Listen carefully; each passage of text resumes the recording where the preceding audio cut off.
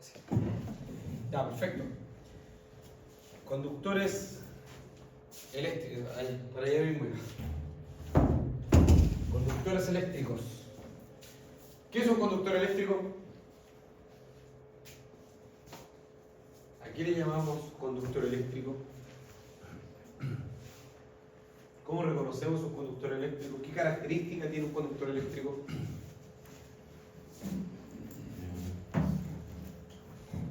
No se pone la resistencia. Ya. Si se pone la resistencia depende del conductor. Los conductores que tienen menos oposición El paso de la corriente. al paso de la corriente. Ya, dependiendo del tipo de conductor, tiene una mayor o una menor impedancia. ¿Ya? En resistencia más reactancia. En función de su materialidad, en función de la sección que tenga, el tamaño en sí que tenga el conductor, tenemos ciertas características. Partamos desde la base que un conductor eléctrico es cualquier tipo de material, en este caso que sea capaz de conducir energía eléctrica desde un punto a otro. Ahora si nos vamos al área chica de lo que es un conductor eléctrico y lo que todos conocemos generalmente cuando hablamos de un conductor eléctrico, que es cualquier cable o alambre, ¿cierto?, de los materiales que comúnmente encontramos en baja tensión, como lo son el cobre o el aluminio, tenemos diferentes tipos. ¿Y qué nos hace tener uno u el otro? Son ciertas características que los hacen especiales, el uno por sobre el otro.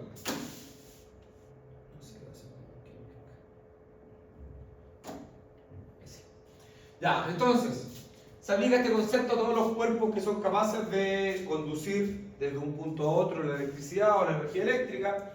El conductor eléctrico está formado primeramente por un conductor usualmente de cobre, y aquí viene la primera clasificación que nosotros podemos encontrar, que es alambre versus cable.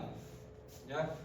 Tengamos en consideración que el alambre es solamente un hilo conductor, un alma conductora de una mayor sección, versus un cable, en donde el cable está conformado por pequeñas hebras de una menor sección y que en sí forman un todo, en este caso, que es un cable, que está conformado por varias hebras o alambres retorcidos entre sí.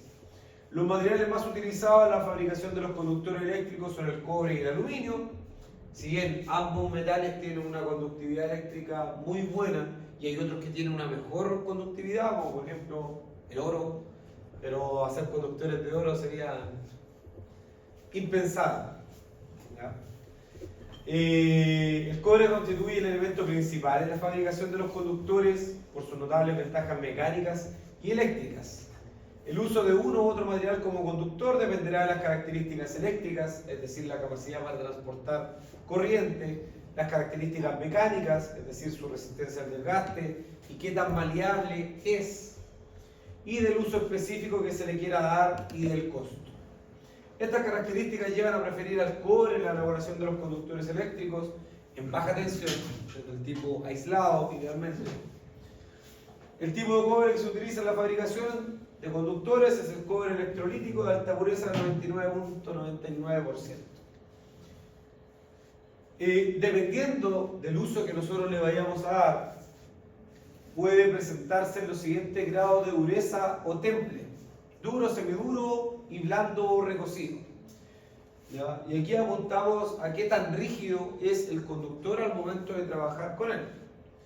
Por ejemplo, el blando o recocido es el conductor que uno utiliza generalmente en la fabricación de conductores aislados. Es más, cuando revisemos las características de los conductores, dentro de sus características nos indicará ahí blando o recocido. ¿Ya? ¿Por qué? Porque la resistividad, la capacidad de ruptura que tiene este conductor es mucho menor con respecto a la del cobre de temple duro, donde tiene una conductividad del 97%, la resistividad es 0.018 milímetros cuadrados por metro. a 20 grados Celsius de temperatura este valor, una capacidad de ruptura a la carga que oscila entre 37 a 45 kilogramos por milímetro cuadrado. Por esta razón se utiliza en la fabricación de conductores desnudos para líneas aéreas de transporte de energía, donde se exige una buena resistencia mecánica.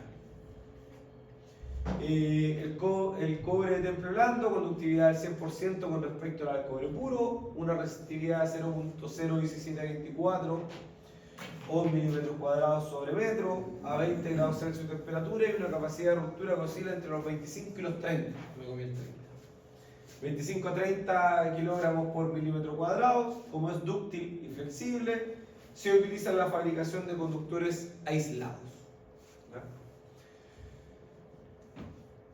Secciones o calibres. ¿Ya? Y acá es importante destacar, me imagino que tienen que haberlo visto anteriormente en otras asignaturas, como por ejemplo en CEP, en donde se hablaba acerca de estos términos. Se hablaba de qué son los calibres o qué es la sección. Se debe haber tocado el tema de que existen dos tipos de medición, en este caso dos tipos de sistemas. El sistema milimétrico, el cual su unidad de medida es en milímetros cuadrados, y el sistema americano, y que se expresa en AWG, o MCM, o KC1000, 1000 circular 1000. ¿Ya? Actualmente en nuestra normativa se indica así, como KC1000. Pero, profe, me parece que el MCM es equivalente al... Es equivalente a ese término. Pero 100% es lo mismo. Es lo mismo. ¿Ya? Es lo mismo. Incluso cuando uno compra conductores acá a nivel país y en los catálogos se sigue indicando como es MCM. ¿Ya? No se está indicando de esa forma, sino que se sigue indicando como MCM. Dos sistemas distintos. Nuestra normativa, actualmente en el RIC número 4, en la tabla 4.1, es una de las primeras tablas en donde podemos encontrar todas las secciones que se indican. Aquí está completo. Hasta 1250 MCM, que equivale a 633 milímetros cuadrados. Y desde el punto de vista comercial, la sección más grande, en este caso en milímetros cuadrados, de 630 milímetros cuadrados, indicada en la normativa. ¿Ya? Yo he podido trabajar con conductores de hasta 750 MCM. Nunca he ocupado nunca he especificado más que he utilizado. Nunca he especificado y he estado en contacto y he realizado algún trabajo que sea mayor a eso. ¿Ese que como así conductor, el del 38? ¿Es el del 300? No, lo que pasa es que para allá vamos. Esto, cuando hablamos de estos valores, por ejemplo, de 380 milímetros cuadrados, es de área, es de la circunferencia completa. Entonces, por ejemplo, un conductor de 500 MCM, un monoconductor, puede estar bordeando los 5 centímetros, dependiendo del tipo de conductor. ¿Ya? Cuando ya es un multiconductor de ese tamaño, bastante elevado, ya deben ser alrededor de unos 8 o 9 centímetros de conductor, ya mucho más grande. ¿Ya? Pero ¿qué me interesa destacar de este punto? Cuando nosotros hablamos de secciones nominales versus sistema americano, no existe un equivalente exacto. No es que, por ejemplo, yo diga, no, si no hay 14 WG, compra uno de 2.08. Ese 2.08 no existe en el mercado. Lo que existe en el mercado es 1.5 o 2.5 milímetros cuadrados. Si ustedes necesitan un conductor de 14 WG, ¿qué significa este dato que aparece acá? Es la equivalencia que tiene un 14 WG en este sistema. Pero no es que exista en el mercado un conductor de 2.08 milímetros cuadrados, especificado en milímetros cuadrados, sino que lo que existe es un 1.5 o un 2.5. ¿Ya? Eso es importante destacar. Y lo mismo pasa con todos los conductores, o sea, 16, 14, 12, 10, 8, 6, 4, 3, 2, 1, 1 raya 0, 2 raya 0, 3 raya 0, 4 raya 0, 250, 300, etc. Tienen su equivalente en milímetros cuadrados, pero no significa que exista ese valor exacto en milímetros cuadrados. ¿Ya? Por otro lado, en el sistema milimétrico podemos encontrar, y qué es lo que siempre vamos a encontrar, si ustedes quieren saber cuáles son en milímetros cuadrados, en este sistema aparece con un guión, porque esto es lo que existe desde el punto de vista comercial: 1,5, 2,5, 4, 6, 10, 16, 25, 35, 50, 70, 95, 120, 150, 185, etc. ¿Ya? Esos son desde el punto de vista comercial que nosotros podemos encontrar. Por ende, si nos fijamos, un 10 AWG equivale desde el punto de vista del sistema milimétrico a 5.26 milímetros cuadrados. Por ende, si por ABC motivo yo necesitaba comprar este conductor, pero no se tiene en el mercado, yo debería seleccionar uno de estos dos, ¿cierto? ¿Y cuál es el que se le recomienda que debería seleccionarse? Ese. Sí, hacia arriba. Correcto. ¿Por qué? Porque tiene una mayor sección. Porque si con mi cálculo que yo había dimensionado yo necesitaba un 10 AWG que corresponde a 5.26, claramente al tener una mayor sección yo voy a estar cumpliendo con lo anterior. Por ende, en muchos casos uno especifica tanto en el sistema milimétrico como en el sistema americano para asegurarnos de cierta forma que el conductor que nosotros estamos especificando exista y se pueda comprar sin problemas. O sea, si no tenemos en AWG, compraremos en milímetros cuadrados.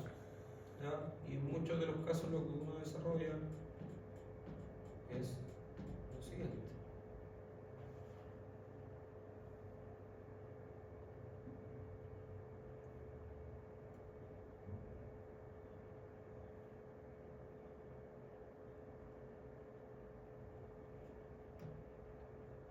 Por ejemplo, este es un listado de materiales, de cable en este caso, tiene bastantes materiales.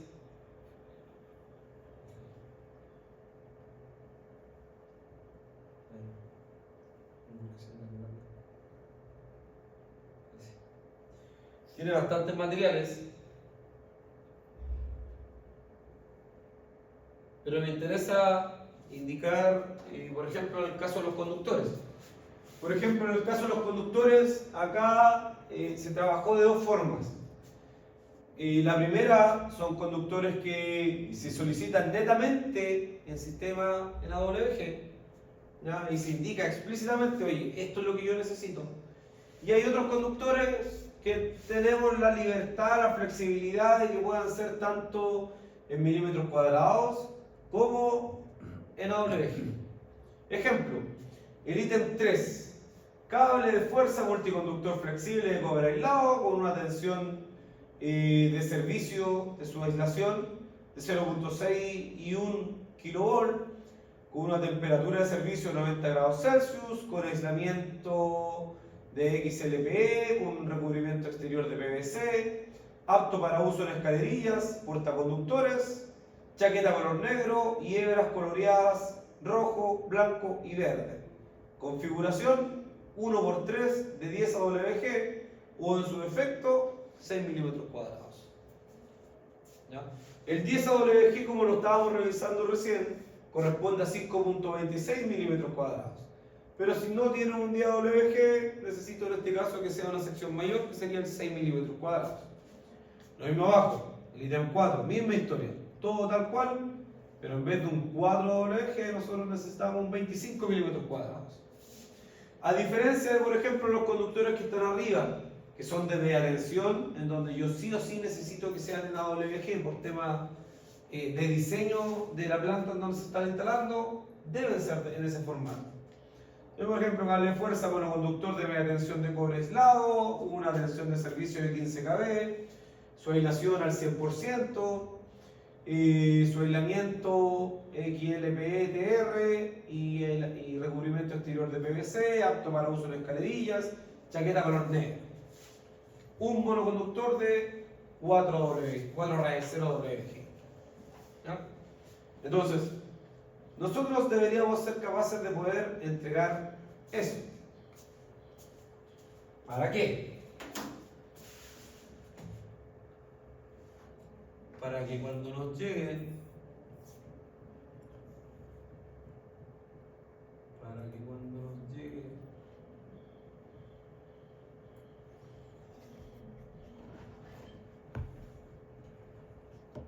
Profe, cuénteme. ¿ha visto esos multiconductores con chaqueta exterior color verde? Eso están prohibidos, ¿cierto?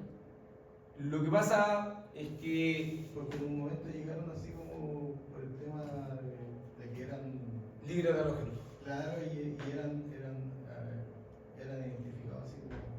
Sí, lo que pasa es que ahí ese es uno de los problemas que actualmente se tiene. ¿Por qué? Porque la industria, lamentablemente en Chile nosotros prácticamente no se fabrican conductores en Chile. Los conductores que se traen de otros países, dentro de los principales está Brasil, que es un gran productor de conductores y que se trae muchos conductores desde allá. Entonces, los desde el extranjero vienen con otro tipo de colores. En muchos de los casos incluso vienen con otros códigos de color, o sea, en vez de venir con el azul, negro, rojo, que son los tres colores asociados a las fases, en muchos casos vienen con café, negro y celeste, que son las fases pero indicadas bajo nuestra normativa, no bajo nuestra normativa. Entonces, se da mucho y ese tipo de casos de conductores color verde se había prohibido porque se da a entender que la tierra es la que utiliza el elemento color verde. Entonces se podía malinterpretar ese tipo de color, en especial el verde. ¿Ya? Pero también uno puede encontrar conductores en color morado, que si bien desde el punto de vista normativo no se debería utilizar. ¿Ya? No deberíamos utilizar conductores en color morado, en otro tipo de colores, pero existen. Y dependiendo la urgencia, dependiendo de lo que uno necesite, se pueden utilizar, se pueden instalar. Antes de la norma 8 sí se podía poner en verde. Sí, es que hoy en día se indica que la tierra debería ser con chaqueta color verde, o en su efecto, si no es chaqueta color verde, que tenga cintas que se encuentren en su alrededor bajo cierta cantidad de metros que de referencia que es tierra. Ese debería ser el tratado que se le hace. Entonces, por ejemplo, acá, ¿y por qué les digo el color morado? Porque tuve que comprar un color de color morado. Por la urgencia que tiene esto. Aquí, por ejemplo, hay una empresa, en este caso que suministra materiales, etcétera, Icol. Se encuentra acá en Concepción, tiene base instalada acá en Concepción. ¿Morado la chaqueta exterior? La chaqueta exterior. La chaqueta exterior, solamente el recubrimiento exterior.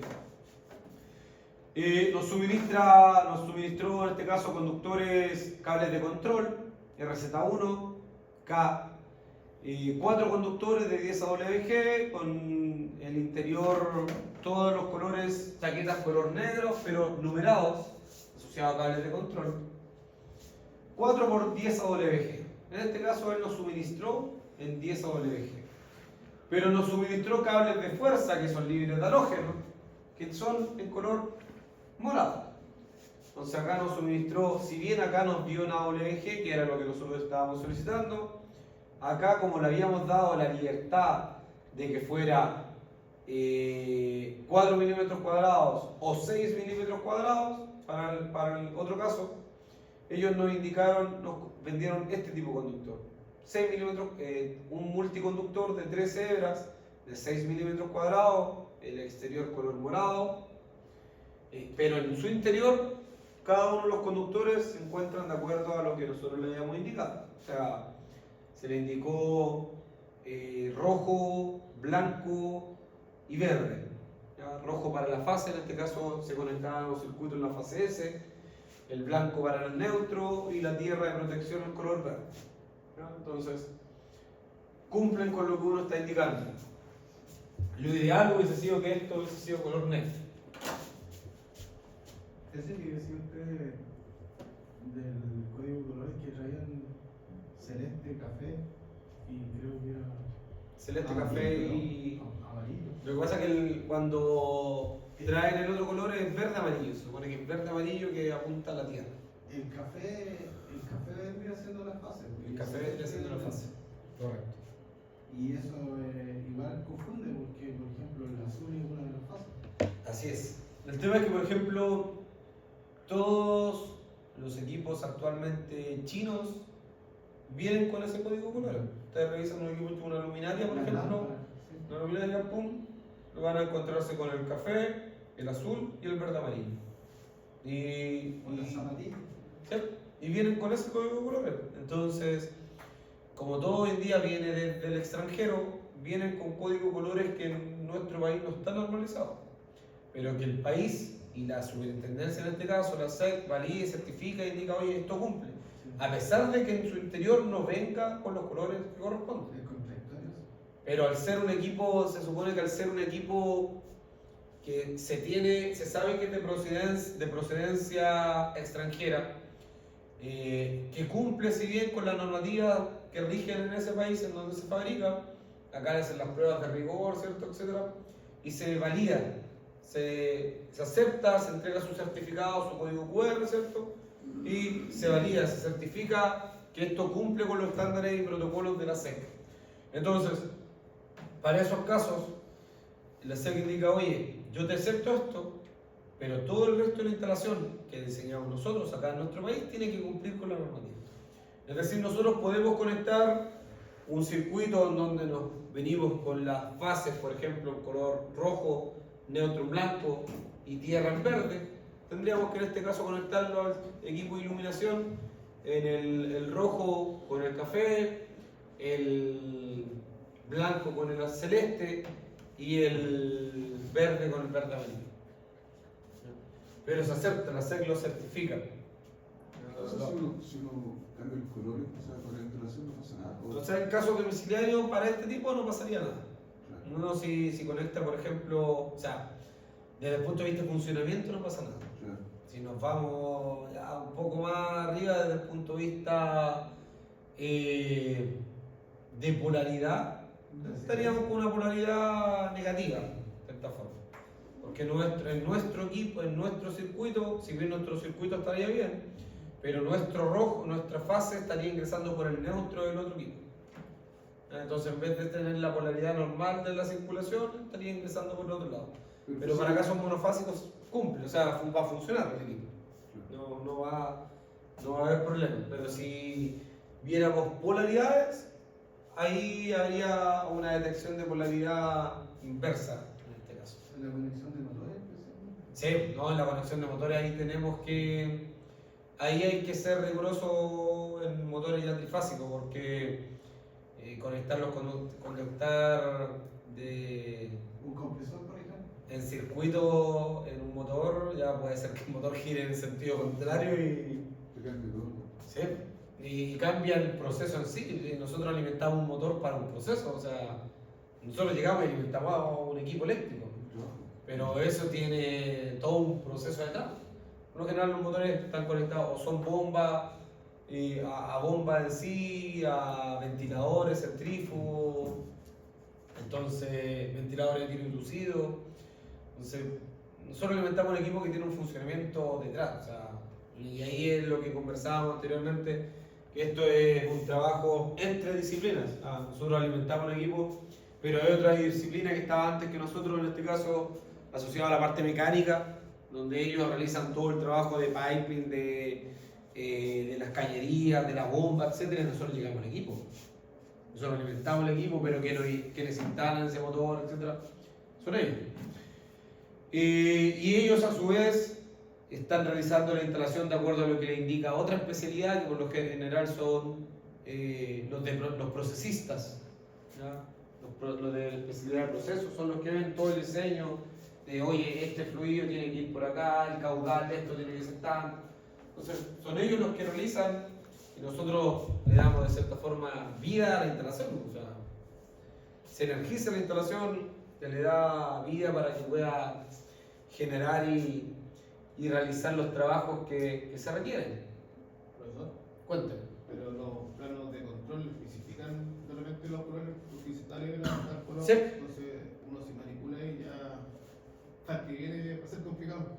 Así es. Se supone que nosotros deberíamos indicar, oye, nosotros nos estamos conectando a tal, o en los motores, por ejemplo, la conexión indica, oye, esta es la fase, indica V,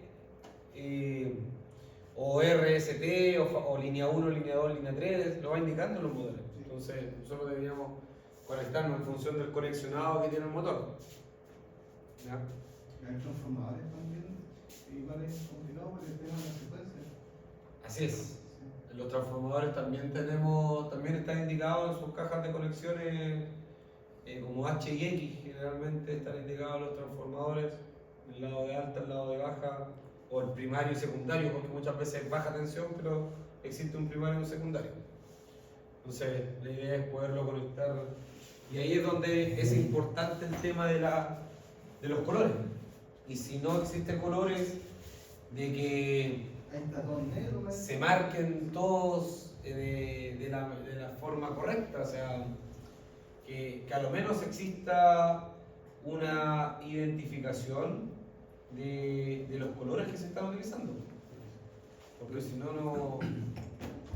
Profesor, en esa tabla empieza por el 16 AWG y después llega hasta el 1 raya 0 AWG. ¿cierto? Correcto. Y después empiezan los MCM. Y luego empiezan los MCM, así es. Tenemos desde el 16 AWG, 14, 12, 10, 8, 6, 4, 3, 2, 1, y después comienza el 1 raya 0 AWG, 2 raya 0, 3 raya 0, 4 raya 0, y luego comienzan con los MCM, 250 MCM en adelante. Luego esos calibres más grandes uno empieza a tener MCM, ¿cierto? Correcto, no, un calibre ya en MCM, a ver, justo yo estaba buscando aquí, mostrando una fotito de lo que estábamos conversando. Y profesor, y el secuenciómetro no sé, en alto nivel de energía, ¿cómo es aplicable o no? Colocar un secuenciómetro, por ejemplo. Lo que pasa es que ahí por lo general uno tiene, o sea, se utiliza, pero por lo general uno para esos casos tiene relés que detectan secuencia y simetría. ¿Ya? Es lo que comúnmente nosotros vamos a encontrarnos en el mercado.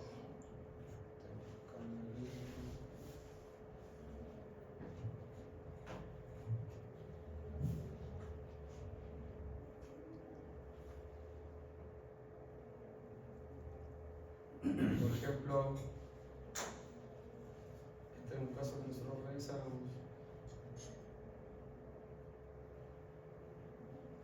En donde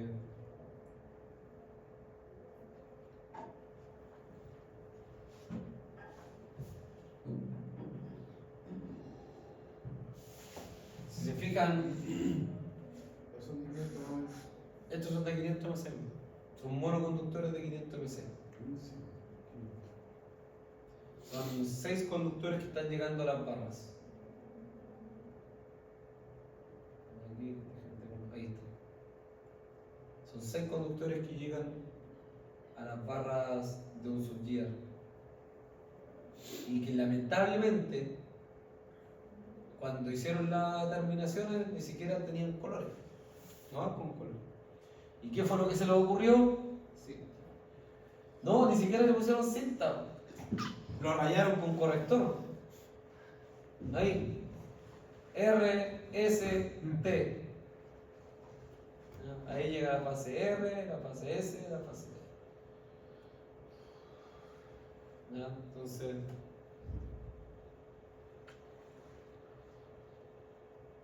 Ahí ya. Ahí se ven todos los conductores llegando al equipo. ¿Qué es lo ideal? Ahora vamos a la idea. ¿Cuánta tensión llevaban esos conductores? 15 kV. Pero eran alrededor de. Eran no sé cuántos megas. Era un subguiar de media tensión, con 15 kilowatts. ¿Y estaban haciendo mantenimiento? Ahí estábamos viendo, teníamos que hacer el trabajo que le estaba comentando el otro día de instalar la medición fasorial. Entonces ahí estábamos viendo dónde teníamos que conectarnos, dónde estaban sacando actualmente las señales de tensión y de corriente al equipo, a la llegada del equipo. Esta es la llegada del equipo, esta llegada viene desde un turbogenerador. Esto es en la planta de Trupancho Algual, una planta que está en camino a Yucay. Hay una planta ahí de paneles y teníamos que realizar este trabajo.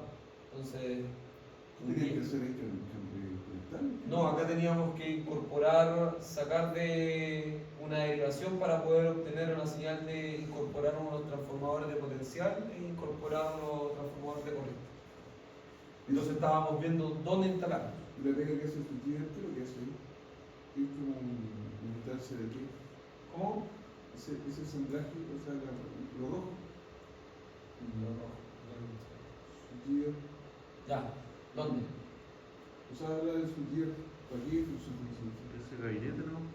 En el switchgear, claro, o sea, este en este caso en la celda en donde está llegando la alimentación desde un externo, tiene un interruptor de potencia que se encuentra por el otro costado. Entendamos que este es la parte posterior del switchgear. Ya en el frontis tiene todo su apartado de control, de cierta forma en la parte de fuerza. Y acá está llegando el alimentador y esto a su vez está alimentando otras celdas, está alimentando mediante una barra, mediante estas barras que están aquí, las que llegan. Esas barras derivan a cada uno de los puntos, todas las otras celdas que se encuentran al costado, las columnas que se encuentran al costado, y esas derivan hacia diferentes cargas que alimentan la media tensión. Esa es su finalidad. Sería puro termocontrol de negro, ¿no? Puro termino contraíble negro. Entonces, ¿qué es lo Como ideal? una zapatilla. ¿Ah? Como una zapatilla. Como una zapatilla, pero en media tensión. Ahí llegaban 2 conductores por fase. Ya 6. 6 por fase. 6 por fase. 6R, 6S, 6T. Ah, claro.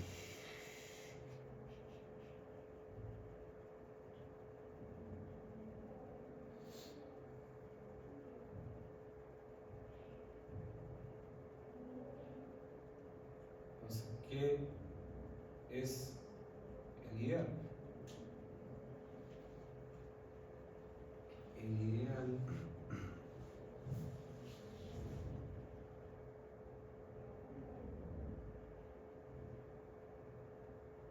Y esos conductores antes de llegar ahí al subgear, como tienen su chaqueta, ¿venían juntos también? ¿No vienen con alguna separación? no, todos juntos. Salen juntos desde. Esos conductores salen juntos desde. Pero son esos cables los que llegan del turbogenerador, ¿o no? Sí, correcto. Eso llegan eso llegan en baja, ¿cierto? En media. Media. En media, en 15. Esta es la caja de conexiones del turbogenerador. Esta es la cajita de conexiones. Porque llegamos solo el generador que tenemos ya, llegamos en baja, 400, y después con el elevador lo digamos. Lo tiran a lo elevador. Sí, a 13, 15 Ya, no, acá llegan en media tensión. El turbo entrega en media tensión. Ah, Lo que pasa es que por la capacidad que igual entrega, este generador Este turbogenerador es de alrededor. Ahí están las barras dentro de esa. Sí, les voy a mostrar un video de lo que hay dentro de ese gabinete. Porque fuimos cuando estaba desenergizado, entonces logramos ahí interactuar un poco más. Ese turbogenerador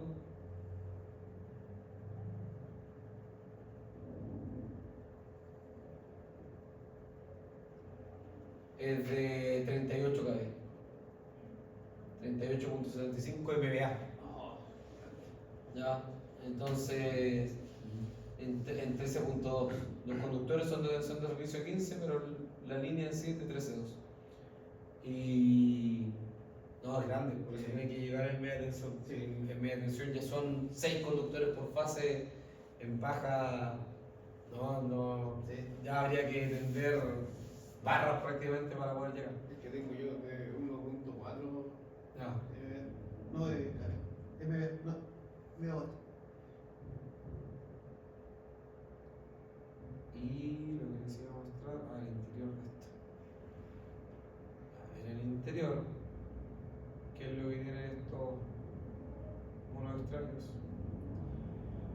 Es un ventilador. En el interior de ese gabinetito, lo que nosotros tenemos.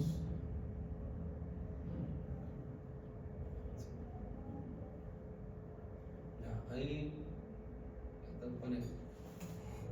Ya, ahí está el panel. Ahí lo están abriendo. Y nosotros estamos revisando lo que hay en el interior. Entonces, por ejemplo, eso que está ahí arriba son los transformadores potenciales. Son los TP. Los famosos TP. Y en este caso están en línea con un fusible.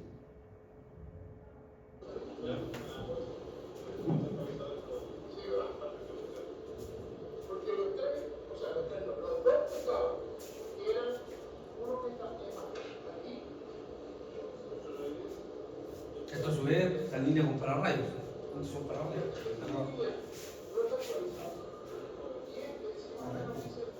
Arresta.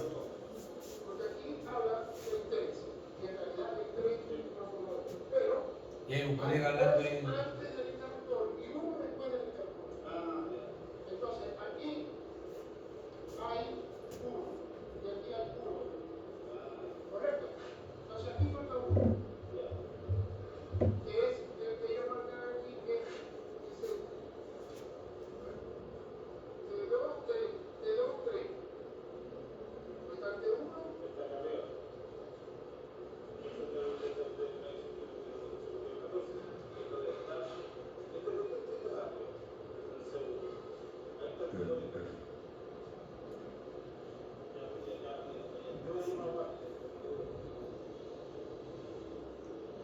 Luego,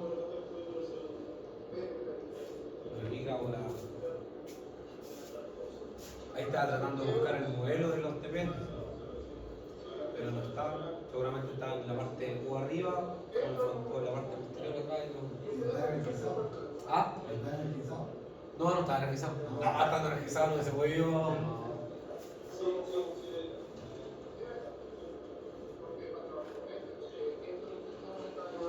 Y acá están llegando todos esos conductores que nosotros estamos viendo.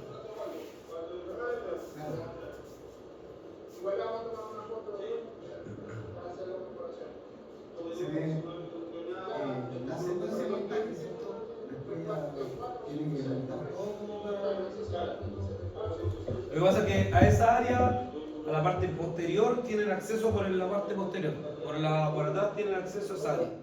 Pero este era el frontis del equipo en sí. Entonces, si yo quisiera interactuar atrás con las barras, tienen que tapar esta tapa que tiene acá atrás. Ah, ya. Profe, esa caja que está debajo de la aislación blanca, La caja que está abajo. esos son... ¿Esas? Sí. Son capacitores. ¿Cómo se llama? Son capacitores. Y aquí está. Entonces, cuando tienen que acceder a esa área, ingresan por acá.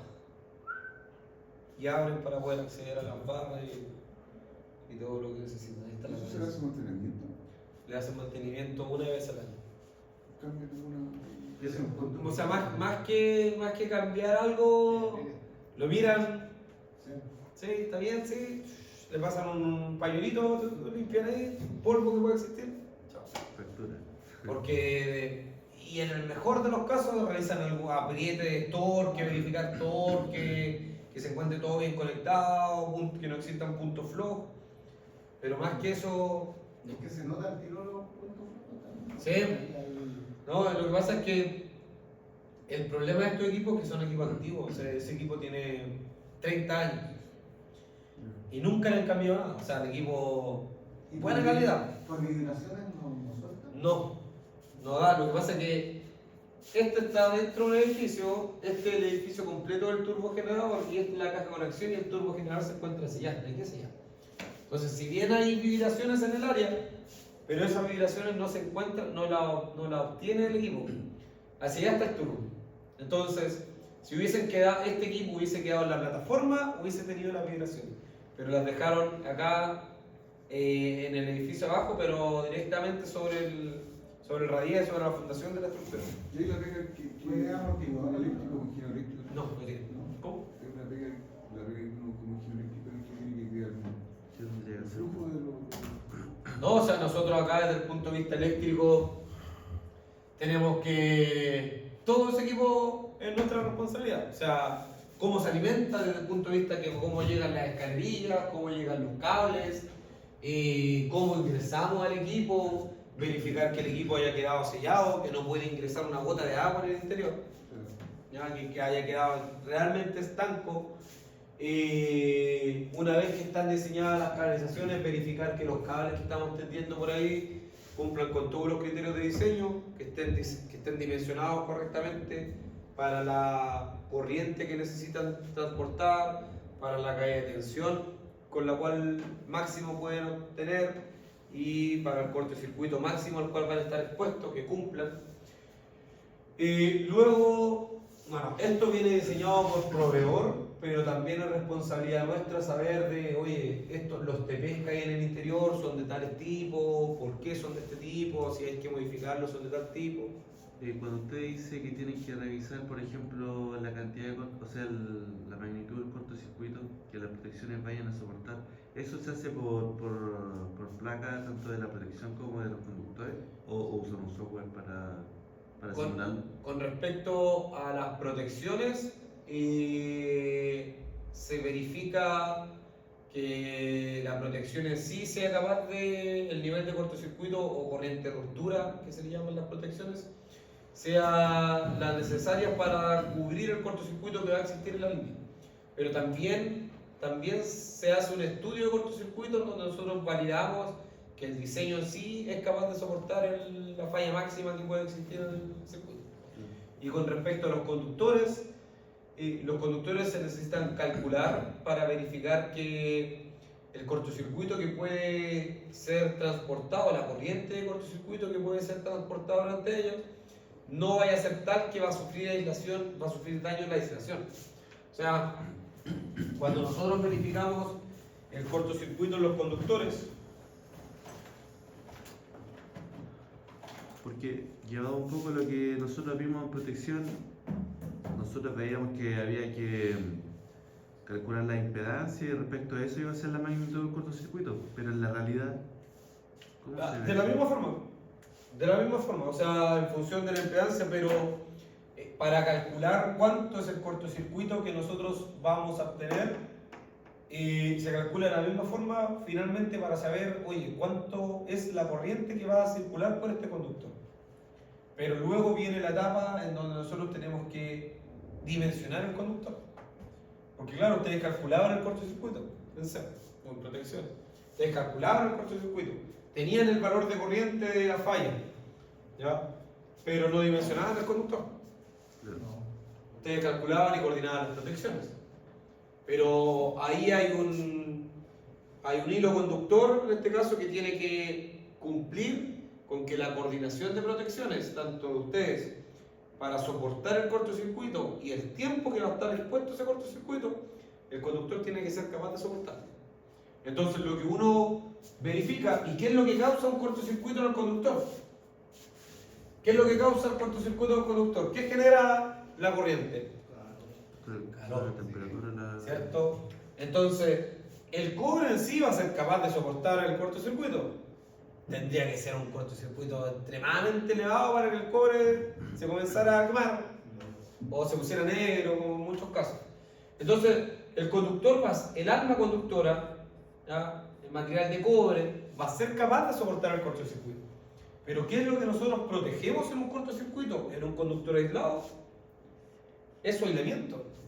El aislamiento es lo que nosotros protegemos, no el cobre. El cobre lo va a soportar, se supone que debería soportarlo.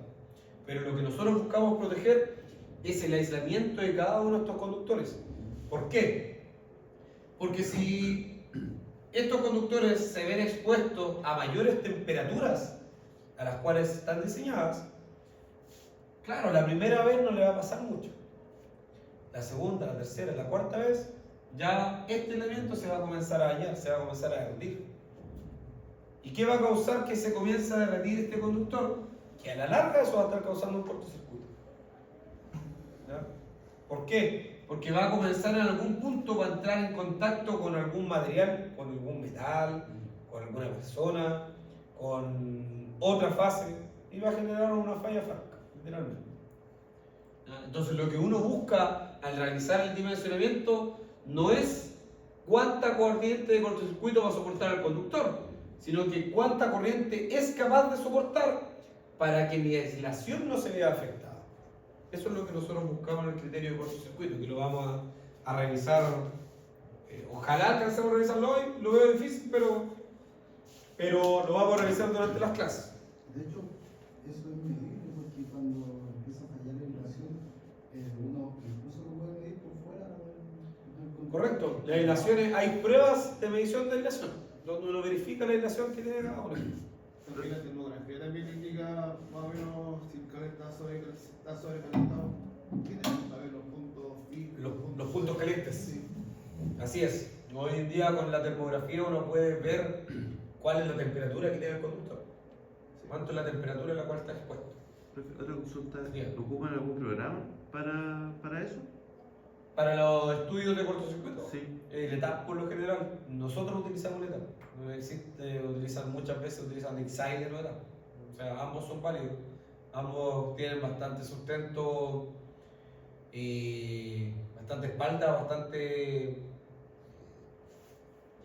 ¿Cuál es la palabra correcta? Credibilidad frente a lo. Siempre y cuando uno lo realice bien, o sea, sí. Pero a mí me gusta más el ETAP, por un tema de que yo creo que principalmente porque yo lo utilizo mucho más que el Excel. Como más robusto. Sí, siento que lo que pasa es que el ETAP está diseñado bajo normativa americana, entonces siento que los gringos son un poco más, a mí siempre, una vez un gringo me dijo, en una planta que me tocó, me dijo, mira, en su idioma ahí en Spanglish, me dijo, mira, nuestra instalación como país, por lo general, son feas, pero son buenas. Me dijo, son robustas, son capaces de soportar. Me dijo, tuve una instalación diseñada bajo NEC y nuestras instalaciones son feas, o sea, no tienen forma. Veía una diseñada bajo EDC, son más estructuradas, tienen más forma, se ven armoniosas. En cambio, lo nuestro, todas esas más. Pero nuestra instalación cumple. Nuestra instalación son feas pero buenas. Y siempre me quedó grabado ese término, son feas pero buenas. Y claro, hoy en día uno revisa la NEC, por ejemplo, que es el Código Eléctrico Nacional, en este caso diseñado desde el punto de vista americano, y tiene, no me acuerdo si 900, 700 páginas. Ya la última vez que intenté leerlo completo fue la del 2017, que lo tenía. Hoy en día ya va en la del 2026. Y a medida que pasan los años, prácticamente no cambia nada. Pero que ellos sobredimensionan todo eso. Ahí es donde voy. Los viejos se aseguran tanto de que lo que tú estés diseñando va a soportar la peor condición, Entonces tú diseñas en base a eso y vas a cumplir con la normativa chilena, vas a cumplir, pero... Y con otras normativas, con la EDC, por ejemplo, vas a cumplir sin ningún problema. Entonces, estos viejos no hacen tanto cálculo para poder llegar a resultados porque tienen tanta espalda, tan sobre, no sé si estarán tan sobredimensionados, pero sí tienen un factor de sobredimensionamiento que cualquier cálculo que uno realice como peor condición, te la va a soportar sin problema. Entonces, por eso a mí me gusta más el ETAP. Porque en el ETAP yo, prácticamente hoy en día están todas las librerías. Cualquier relay que uno necesite está en el ETAP. En realidad es como su filosofía, ¿no? Porque toda la industria americana la hacen ¿Sí? en los lugares de eso. Tal cual. ¿Ya? Entonces, incluso hoy en día, nosotros cuando este tipo de equipo, por ejemplo, de media tensión, por lo general que venga, si son americanos, pero hechos en Estados Unidos. Porque uno puede decir, no, americano hecho en China. ¿Cómo le? Entonces, Otra consulta más básica, pero usted dijo adelante que había que revisar que estuviera bien aislado ese gabinete, Sí. que no cayera agua, por ejemplo. ¿correcto? ¿Cómo revisan que no caiga agua? ¿Tienen que mojarlo? O sea, yo me pregunto, Depende. ¿cómo voy a saber yo qué pasa? No, si lo depende. mojado? Depende. Hay pruebas en donde verifican la aislación y lo verifican con respecto a humedad. Chequean la humedad que tiene el equipo. Y en vez de mojarlo, muchas veces tiran como aire con condensación para poder verificar que no existan huecos y que quede todo bien sellado. Ah, Aparte de que se sella mucho, en este caso, esas están con prensa cable. Cada una de esas están con prensa cable, que se supone que la prensa cable, el principio de la prensa es que es un pequeño conector en donde el cable ingresa, se aprieta por un lado, luego se le incorpora un sello y por el otro lado también, o sea, entra una pequeña boquilla en el orificio y también se vuelve a sellar, entonces se supone que queda todo hermético. ¿Ya? Se supone. Pero en esta misma planta nos comentaron que el subjet que estábamos realizando arriba, que le mostré la foto, tiempo atrás habían tenido un cortocircuito porque ingresó una gotita de agua por un cable que venía bajando y causó un cortocircuito en la... Igual yo creo que acá donde trabajaba en Ambar le ponían Raichen. Sí. Esa es una. Sí. Se le coloca Raichen o muchas veces uno incorpora una espuma intumescente, que lo que busca esa espuma es que al entrar en contacto con el aire se infla. Entonces prácticamente deja todo sellado. Pero desde el punto de vista estético no es muy estética, digamos, incorporar un tablero, pero se utiliza. y otra consulta, cuando se revisa el torque de esas conexiones, ¿cómo de qué magnitudes se habla? Ay, no, ahí a tal grado, no, ahí no sé. Pero existe una tabla, que la debo tener por ahí, que indica el torque que deberían tener, que indica el torque mínimo que deberían tener, el rango de torque que deberían tener las conexiones apernadas en tableros, está normalizado. Pero en este tipo de tablero de media tensión lo desconozco. Es una buena, lo vamos a buscar. Tarea para partir por la casa. ¿Ya? Con respecto al torque. Es que si son americanos lo debe tener. Sí, pues. Si los gallos se preocupan. No, si lo debe tener. Tendría que ver si es que tengo el datasheet original de ese equipo. Y ese torque check, eventualmente, si es que, por ejemplo, ustedes que fueran a hacer esa inspección, ¿deberían haberla hecho ustedes?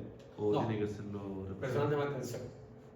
Nosotros fuimos solamente a realizar una inspección visual y ver si podíamos encontrar de dónde obtener la información, la placa de datos, etc. Porque nuestros trabajos no eran de mantención, sino que íbamos a incorporar equipos nuevos. Entonces se supone que ese trabajo lo realiza el personal de mantención en sus paradas de planta una vez en el año. Se supone que lo deberían realizar. Y profesor, ¿cuándo entra el hito ahí? Bueno, están realizando los trabajos. Se supone que el hito, que el inspector técnico de obra, ¿cierto? El hito debería estar a medida, bueno, el hito comienza cuando se licita una obra, el hito uno debería tener contemplado que va a existir el hito Y el hito lo que busca, el hito debería conocer el proyecto por completo, o sea, él tiene que darse el trabajo de revisar la información, revisar los planos, saber por qué se diseñó de esta forma y tener la información completa. El conocerse el proyecto, su pega es conocerse el proyecto de inicio hasta el fin. Conocer las etapas de cómo se va a ir implementando y tiene que ser la persona que esté visualizando que, oye, lo que está realizando aquí está correcto, oye, están conectándose de acuerdo, sí, sí, ok, ya, check. Tiene sus protocolos, tiene toda la información para poder ir verificando. Se supone que él no está metiendo mano. Él está observando de que todo lo que se está realizando cumple. Y luego realiza informes de cierre, indicando que, oye, esto se realizó de esta forma, esto está ok, falta esto, este es el porcentaje que llevamos.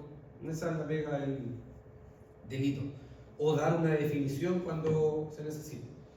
Si, por ejemplo, el plano muestra que nosotros para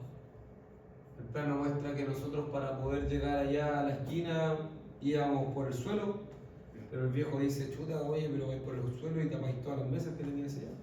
¿Cuál es la solución? No, vamos por el borde de la pared, ya. ¿Quién lo prueba? El hito. El hito dice, sí, sí, se puede realizar. Es la función, es la solución más rápida, correcta y desde el punto de vista técnico mucho mejor. Entonces, sí, sí, ok. Y el hito que es la mejor. Esa es la principal función del hito. Oye, ¿a qué hora era el...? Ahora. ¿Ahora? Sí. Ya, estamos entonces.